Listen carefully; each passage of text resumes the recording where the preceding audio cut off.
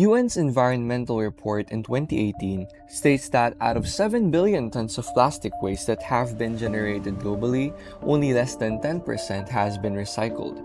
Most of the waste ends up in landfills and oceans, where they are burned or simply dumped. With this, marine plastic pollution might double by 2030, accelerating climate change. If left alone, the UN postulates that global temperatures will rise, leading to melting ice sheets, drought, scarce resources, severe storms, and eventually, the loss of life.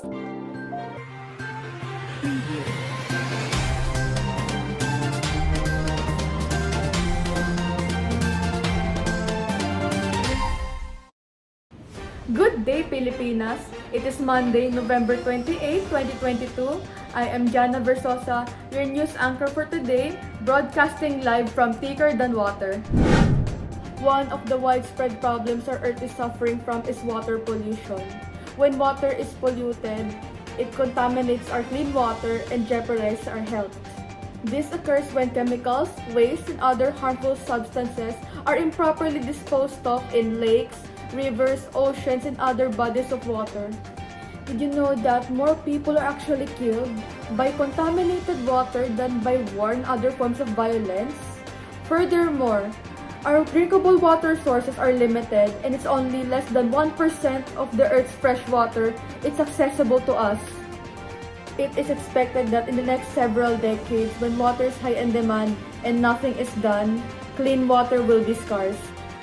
For today's headlines, we're going to take a look at Philippines' most iconic waterways in Metro Manila, which is the Pasig River. Following this, a local interview with one of our local residents of Pasig, as well as an interview with the Pasig River Ferry Service.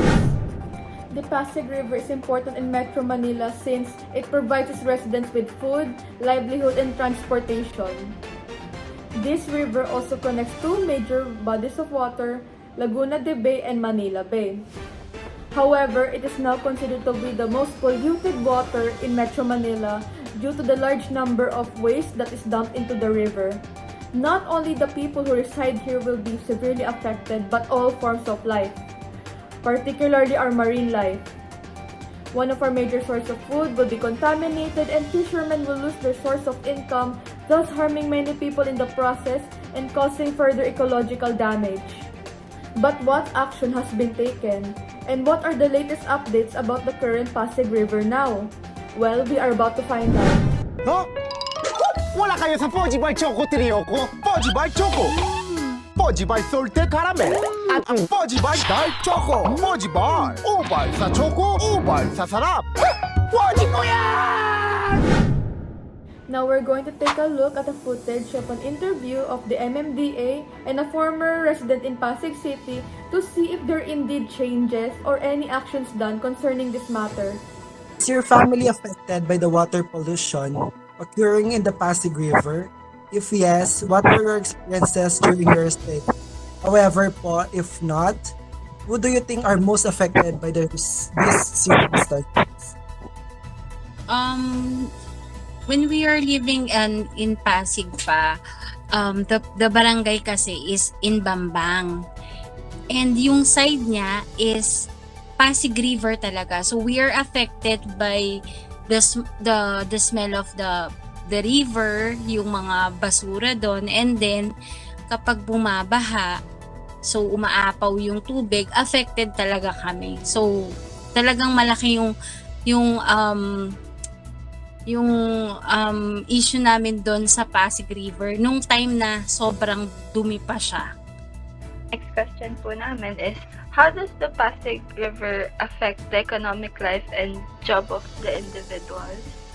Kasi yung Pasig River, hindi lang naman siya as Pasig River, connected siya dun sa mga ibang river. So lahat ng basura ng mga ibang lugar din napupunta din dun sa Pasig River. So lahat talaga affected dun sa daloy nung water dun sa at saka yung basura dun sa Pasig River. Pansin ko po kasi na may mention niya na dati po. Right now po ba, like, may ginagawa na pong action yung government dun sa Pasig River? So ngayon, nag-start na sila yung maglinis nga and then napagana na nila yung ferry. So kasi dati hindi yan dahil sa sobrang dumi niya, hindi mo siya pwedeng anuhan ng boat. So ngayon, passable na sa mga ferry, may mga station na, yung sa Pasig Station, so okay na siya ngayon kumpara dati. Good morning, everyone. Today we are here in Guadalupe Ferry Service Station, and we are joined with us with Miss Irene Rivera po, and we will be interviewing her about the current situation of Pasig River and the current situation of the ferry service. Let's get started. Sharon? So for the first question po, Miss, what are the major pollutants found in the Pasig River? Okay.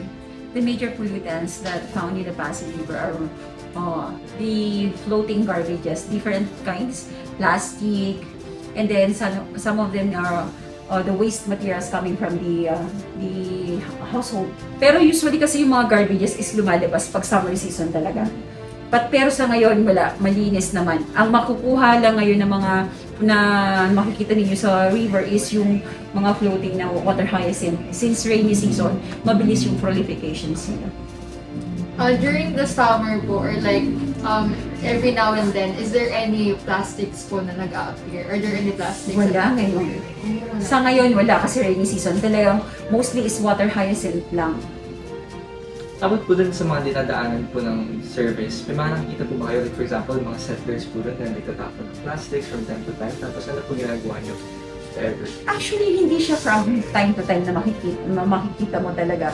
Sa ngayon is, yung ating government is maraming ang initiative na i-relocate lahat ng mga informal settler na nagdudwell along the river. Kasi sila yung mga contributors kung bakit madumi ang ating Pasig River. Andiyan si JICA, gumawa sila ng project along the river, tinaasan nila yung revetment wall para yung mga tao is hindi talaga makapagtapon. For the next question, what could be the effects po of improper solid waste management po in the city? Of course, magkakaroon sila ng sakit. Kung improper yung solid waste management natin, syempre, andyan yung contamination, mas maraming lamok, langaw, magkakaroon ng maraming sakit ang ating mga mga tao na nag-reside along the river din. Hindi lang doon. Siyempre doon sa lugar na kung saan maraming basura. Mas marami na ngayong nakatirang mga fish. Compared before is most na nagatira lang dyan is janitor. Kasi yun ang pangmadumi, di ba? At namamatay pa sila. Pero ngayon, siguro kung ma-observe nyo yung mga tao along the river, marami nang namimingwit. Kasi mayroon ng mga isdang nakatira talaga. Yun nga, para sa akin, hindi pa sila dapat kinakain. Siguro hindi pa sila ganun kalinis. In relation to the fish that you mentioned, like how does the clearance or the mitigation of water pollution affected the economic life and the jobs of the people residing near the area po? Okay. Yung mga tao, I think, kung malinis na si Ilog Pasig, mas maraming mas mapagkukuhunan nila ng pang-araw-araw. Yung mga hindi kaya makabili ng food, makukuha nila yung pag malinis. Pero sa ngayon naman, si Pasig River, kami is, alam namin is, lalo na yung mga nagre-reside along the river, yung mga, usually yan, mga nagtitinda, napupunta na sa ibang mga lugar, mas mabilis yung transportation naman kami. The Pasig River Ferry Service is composed of 10 government agencies through Convergence Program. Ang ini-aim nila is, of course, ma-revive yung Ilog Pasig, and then mas pagandahin pa, hindi lang as a means of alternative mode of transportation, but also yung maging tourist spot. Tourist spot. Like Kasi, the Manila Bay. Yes. Kasi kung makikita mo ngayon, we started na pa naman. Pinapaganda na namin yung mga revetment wall along the river. Meron na kaming phase 3, yung nilalagyan namin ng murals para mas attractive sa mas attractive sa mga commuters natin. Hindi naman yung kalinisan naman ng Pasig River natin, mini-maintain niya ng mga of course, LGU, nag-joint clearing, Philippine Coast Guard, MMDA, sino pa ba? DNR, through PCRMO na tinatawag nilang River Warrior. Yun, continuous yung kanilang clearing operations, then installations of traps, along the tributaries, yung mga creeks, para kung meron man doon mga, siguro napapanood nyo na sa TV yun, para kung meron man mga floating garbages, o doon hindi na siya tutuloy sa river. Doon pa lang makukuha na meron naman silang equipment to get the non-accumulate na garbages. Yun. Opo.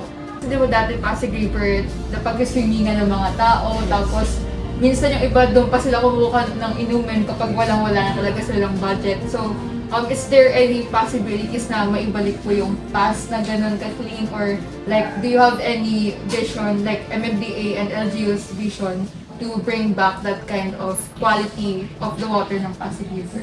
Sa tingin ko kung tulong-tulong, may possibility. Pero yung time, I think, sobrang malaki pa ang kakainin. Opo. Sobrang effort ang kakailanganin ng ating not only local government, but then the national government. Pero kung lahat tulong-tulong, may disiplina yung tao, ang laki ng posibilidad na ma-revive si Ilog Pasig, katulad ng mga late 90s ba, na ginawa itong sentro ng kalakalan, yung Ilog Pasig. Pero sa ngayon ginagawa na. Kung para malaman nyo lang din, yung LG, yung ibang agency, government agency, is mas lalo pa nilang pinapalawak ang Pasig River. Kasi habang ginagamit everyday yung Pasig River, yung oxygen niya, di ba, mas nagiging malinis. Mas nagiging malinis yung ilog. Magkakaroon na nga ng connecting from Laguna to Pasig na and then from Manila naman going to Cavite. Kasi ito ang laki ng potential ni Pasig River Ferry Service. Pati ng Ilog Pasig. At connected. Meron po bang ginagawa yung MMDA na parang mga do they raise awareness po ba sa mga people, like nagbibigay sila ng mga seminar on yung possible nilang mountain? Yes. Sa amin pa lang, sa amin mga empleyado, may seminar na about solid waste management. And then si MMDA is pumupunta sa mga LGU, they're also conducting seminars, trainings, para yung proper solid waste management. Lalo na yung mga kasi yung ibang mga recyclable, yung hindi aware. Nagpapalagay sila ng MRF sa mga LGU. Tapos binapalitan yon. Meron din yung mga recyclable materials, dadalhin nila dun sa van. Tapos papalitan nila ng pwedeng bigas or pera. Depende dun kung ilang kilo na ba So parang exchange po, like, parang namomotivate yung iba na magkaroon ng proper disposal. Para in exchange, they will gain money from it, like, para to inspire na other people. Yes. Actually, motivation yun na, kailangan pala hindi ako magtatapon kasi may kapalito. Yun na po yung last question. So, thank you, Miss Irene, for this special news coverage. And guys, that concludes our interview. Bye! Just listening from their perspective about Pasig River just shows that water pollution is still a significant issue today. Even with the efforts of the government reviving the quality of the Pasig River and its tributaries, it has a chance that it might deteriorate over time. Residents will continue to suffer the consequences of water pollution, and aquatic life will be endangered if efforts remain minimal. However, while it is still an issue, it doesn't mean that it can't be lessened. One way to reduce water pollution is by making it a habit to properly dispose of our waste and to segregate them properly. Another is by supporting cleanup programs, as this is also a gesture to help our environment and to spread awareness, which the MMDA and the PRFS are already implementing.